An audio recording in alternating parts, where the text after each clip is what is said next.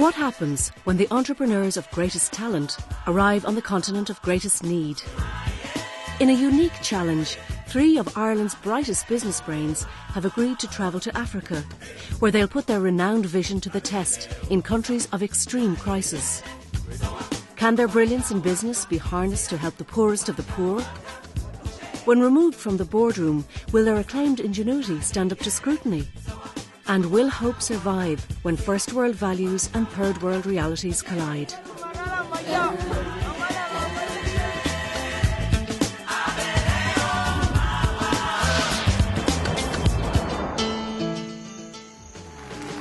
Last September, at the Ernst & Young Entrepreneur of the Year Awards, John O'Shea, the head of aid agency Goal, received a special award. With the country's most successful business people focused on him, John made the most of the moment. But I would like to ask you to take a week or 2 out of your life and just go and watch people eke out a precarious existence in rubbish heaps where they're fighting with rats for sustenance, because the people of the third world, the millions of them, need that entrepreneurial support. The impact of the challenge that John issued would resonate long after the glittering event, with award winner Aidan Heavey agreeing to travel to Uganda. Aidan Heavey was a 33-year-old chartered accountant with no experience of the oil industry when he spotted an opportunity in Africa's underexploited natural resources. 20 years on, the company he founded, Tullow Oil, is Europe's largest independent oil company. We're incredibly profitable. We're producing around 70,000 barrels of oil a day currently. We're turning over about £2 million a day. John O'Shea set up the aid agency Goal almost 30 years ago, and they are currently operating in 15 countries worldwide. He travels to London to meet with Aiden to discuss the upcoming trip to Uganda. Goal is in Uganda because it's one of the poorest countries in the world. Tullow is in Uganda because of the oil exploration. These 2 men with very different interests in Uganda meet for a game of golf in Wentworth. Shot. John won't be travelling to Uganda. He has been very outspoken about the government and its leader Museveni, whereas Aiden has met with the leader on a number of occasions in relation to his oil business. I think John sometimes talks too much about the political side of things. My point is, and I don't just believe it about Uganda, about Yoweri Museveni, I believe it about all African leaders that I've come across, that they're corrupt. John has very strong views, and, there's no country that's perfect. There's no leader that's perfect. There's no regime that's perfect. Our view is that you work with what's there. You don't dictate to people what they should be doing. So you have to have a passion for it, and the only way to get that is to go around and actually see it. And I think John has that passion, Sometimes it's a bit misdirected. But he's got the passion. Delete that last remark. We'll delete that last remark. He is a man who is compassionate, is committed, and is a man I can do business with because he cares. Oh, Janie Mac! That is a dreadful golf shot.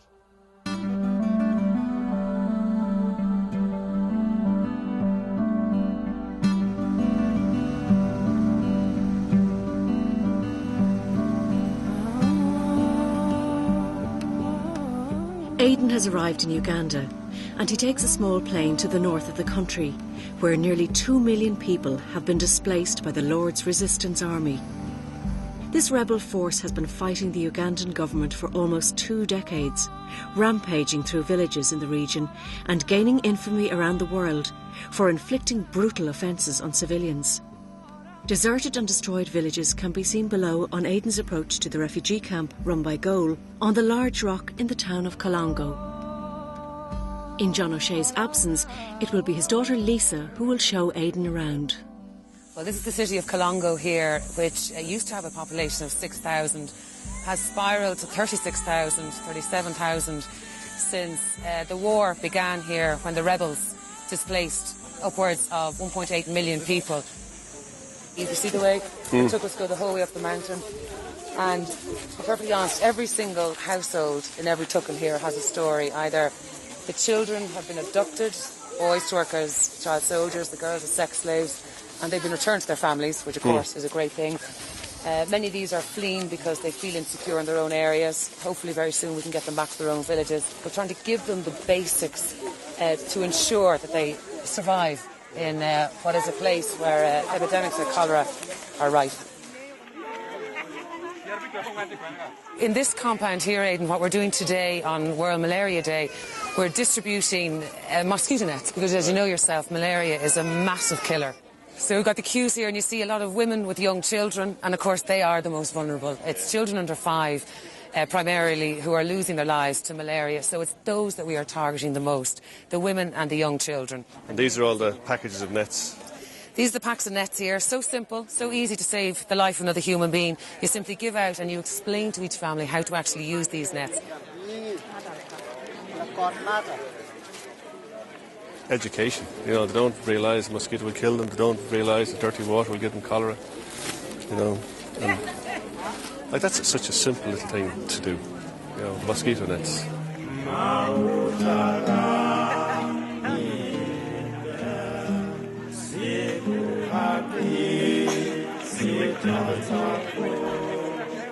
32,000 people are jammed into the camp at Colongo, building their huts on every available space, even high on the rock face. A further 4,000 people can only be accommodated at night in purpose-built shelters. During the day, they return to their villages to work their land, but they make sure to be back in Colongo before dark in order to secure their safety. It's quite amazing, Lisa, when you look at this, that there's 400 people sleeping here every single night. It's incredible. You come in this door here and you have a torch, and you would think, because I think this place, animals shouldn't stay here, certainly not 400. Every single child in here has a smile on their face when you come in at night. It's pitch black and you flash the torch around and they're smiling. And again, it's back to the basic fundamentals. Because they have a roof over their head, because they are protected, they're happy. So again, it just shows you how easy it is to improve the life of another person simply by getting them in, out of where they feel insecure and giving them this roof over their head. It is sad. It's sad, but it's a refuge, you know. Like the alternative is out in the village where, you know, they could be kidnapped or killed, you know. This is people's belongings in a bag.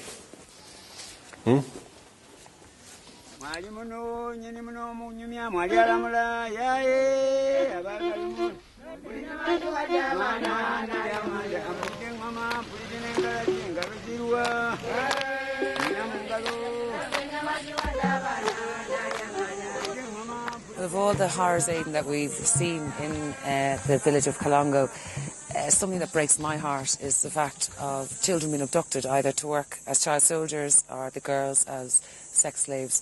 And here we have a lovely woman, her name is Akul, and 3 of her children who she gave birth to while she was an abductee.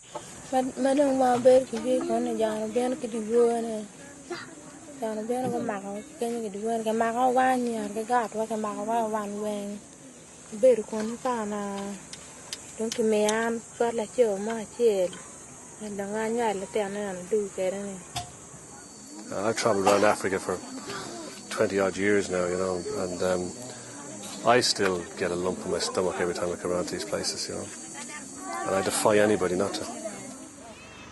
While some residents have been living at this camp their whole lives, the refugees are in effect only guests in Colongo. The aim is to resettle them in their villages when it becomes safe to do so. That brings a new challenge. We can't really look after these people for 18 years and then just send them back to villages that don't have infrastructures in place.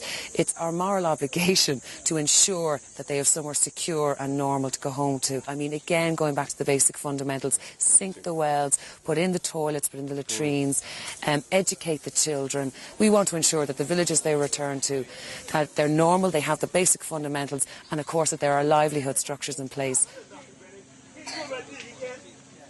Although Aiden has been travelling around Africa for 20 years, this is his first visit to a gold centre to experience firsthand the work of John O'Shea.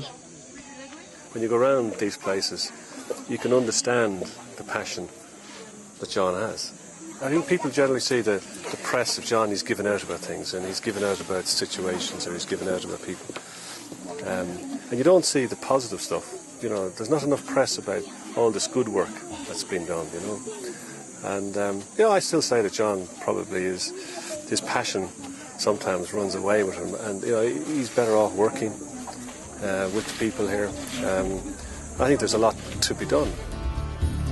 So how does a man who has worked in every country in Africa answer the challenge laid down by John O'Shea?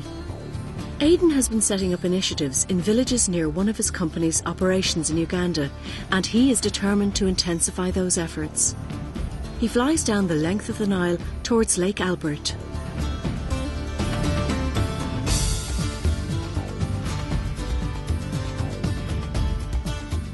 Lake Albert is over 150 kilometres long and 35 kilometres wide. The shores are dotted with small villages, many surviving solely on fishing.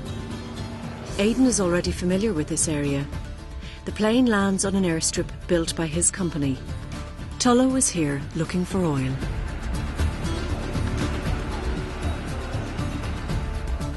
This remote area is known as the Albertine Escarpment.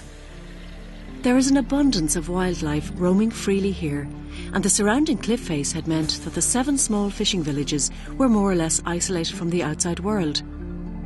However, a new road has changed that. This is part of the road system that was put in here in order for us to have our operations here. First thing that the team had to actually do is to build a road down the side of the cliff and to give access into this valley, which was pretty isolated. Well, it was very isolated. So far we've built about 50 kilometres of roads. Now that was needed for ourselves, but you know, it's obviously brought huge benefit to the area here. They had no way of getting people out if they were sick.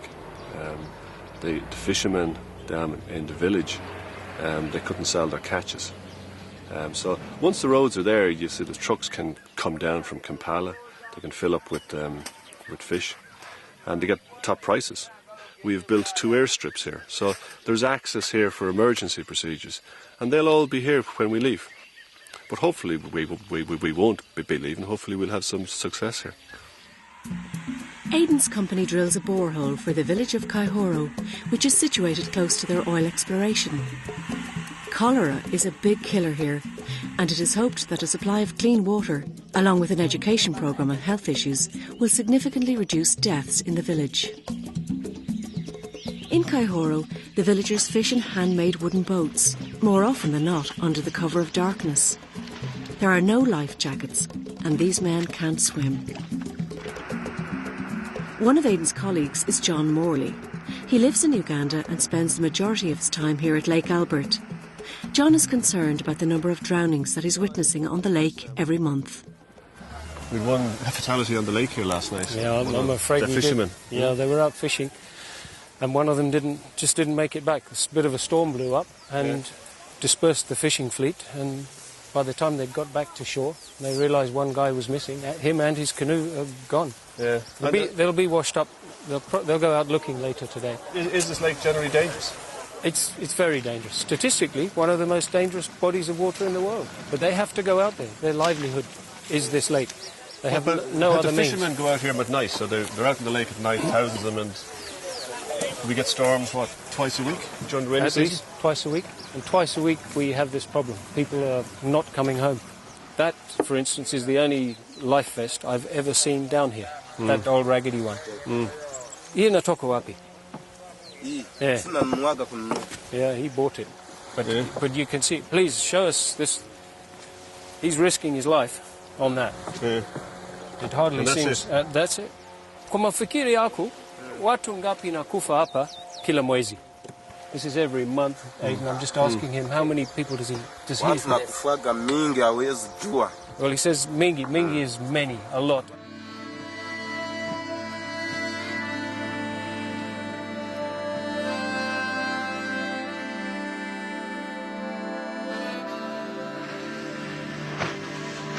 Lake Rescue is an NGO based at Lake Victoria in Kampala, but they have recently been coming down to Lake Albert to begin a programme of safety awareness on the water. 2 villagers are chosen to train as lifeguards, and it's starting with the basics.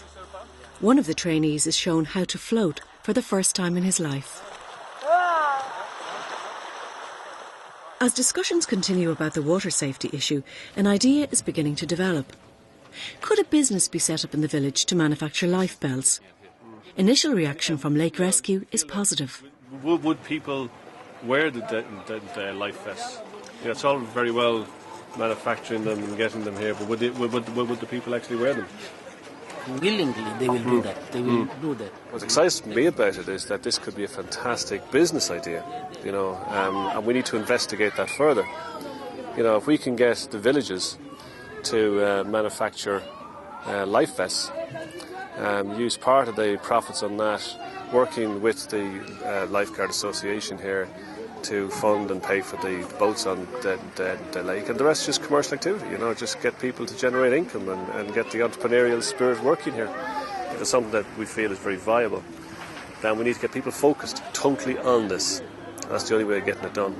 So that's the next step. Let's go and see what's, talk to villagers and see what's available. Fungi, great to meet you. How are you? Aidan and John go to meet the head of the village and his committee to outline their idea.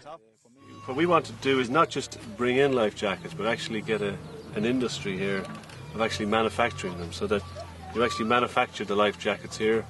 You can sell them to other areas around, you know, create an industry, create revenue for the village, as well as save lives.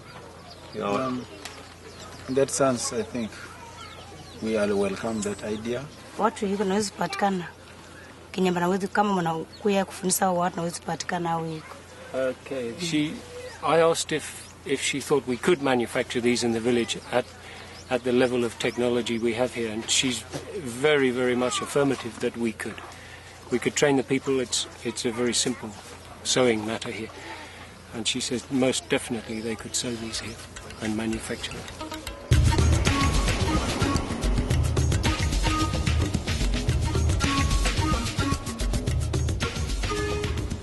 Aidan is conscious that news of his initiatives in one village will travel quickly. He sets off to meet the chief of an adjoining settlement 30 kilometres away. If you're looking at an area like this, you really have to look at the whole community. And there's a lot of villages here. If you go in and you improve a lot of one village, it'll cause conflict between the other ones. So you really have to make sure that all the villages get the same treatment. Very difficult to get access to these villages. You can see here, this is the road.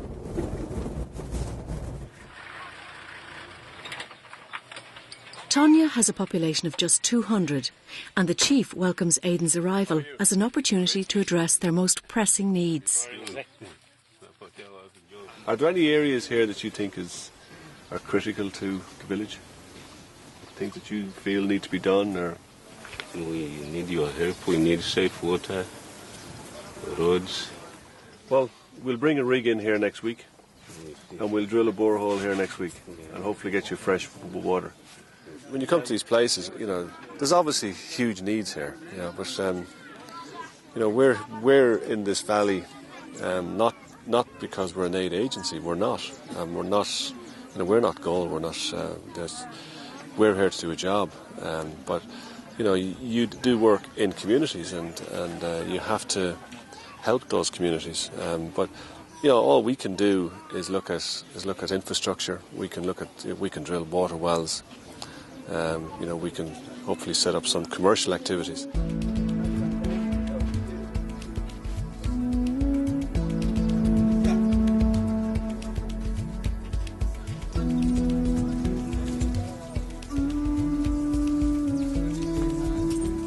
There's a buzz in the village as a crowd gathers for a demonstration. Aidan feels that there is potential to develop a niche industry in Tonya in the commercial production of honey, and he brings in a professional beekeeper to show how the hives work.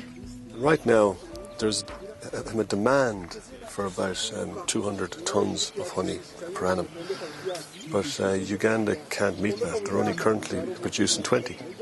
The plan here is to train quite a lot of younger people from the village in beekeeping. The actual beekeeping boxes, or the hives, are very simple to make, and we just take a sample of one of those, bring it down to the village, and the carpenters will manufacture these things like nothing on earth, you know. We could probably get 200 of these things in here in a very short space of time. Any of these things, basically what you do is you sit down with a group of people and you investigate what is best for a particular area. This is just one of the ideas that popped out of group discussion. And from a commercial point of view, This is a fantastic idea. This can be replicated all over Africa.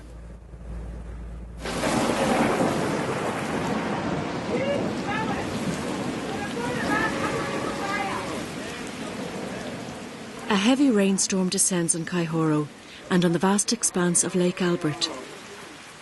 During the night, the storm will worsen, with gale-force winds making fishing conditions very dangerous. By the following morning, 7 more fishermen have drowned. In the course of a week, we're down here, we know of at least 8 people who've been killed on the lake, so it's quite an important issue. Most of these people can't swim. And life vests are things that are a legal requirement, believe it or not, here, but they just can't afford them.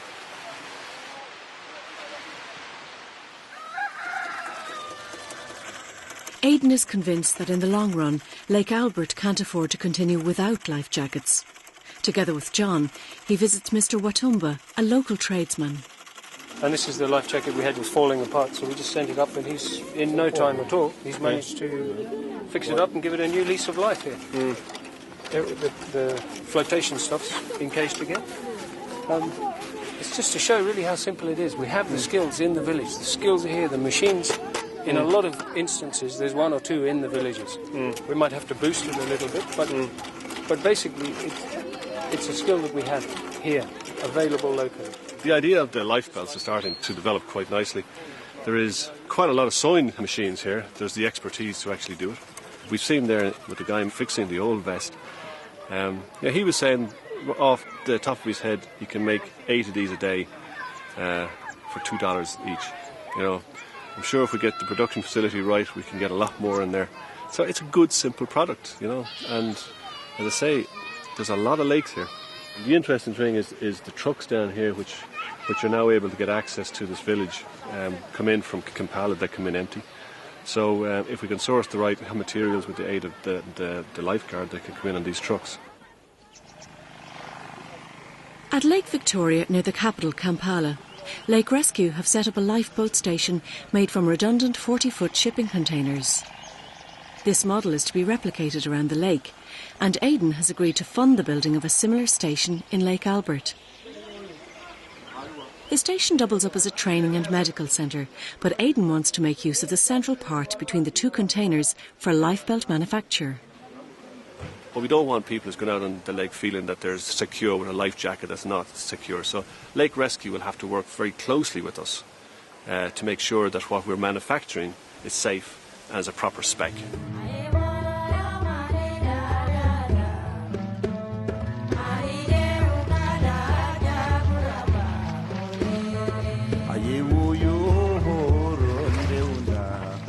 I'm a bit embarrassed actually by the week because, you know, John's challenge, you know, at the start, I said, I've been around Africa for 20 years and I know everything, and you know, I didn't know everything. And you know, what really surprised me was when you actually put a challenge to somebody to sit down and get a group of people to come up with ideas.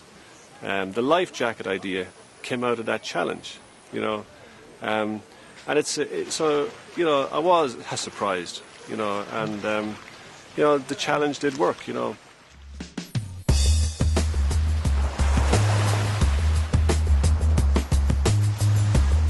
Three months later, and the Lake Rescue Station has been built on Lake Albert. Inside, the first prototype lifebelts are being made. The basic principle there is to see, can we get the best design? We've currently manufactured about 100, and they're off in Scotland currently being certified. So we'll pick the best of those once we've got the certs, and then we start the full manufacturing process.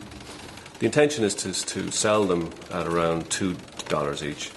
Elsewhere, a borehole has been drilled as promised for the people of Tonya, and the beehive idea has blossomed, with all the villages in the area earning an alternative income for the first time. These are great little businesses. I would encourage a lot of people to go down, and businesses to go down and just, you know, walk into villages, sit down and talk to the people, talk to local community leaders, talk to local government guys, and you'll find there's fantastic things to do. You know, it's a small amount of money, small amount of effort, and you can do some fantastic things.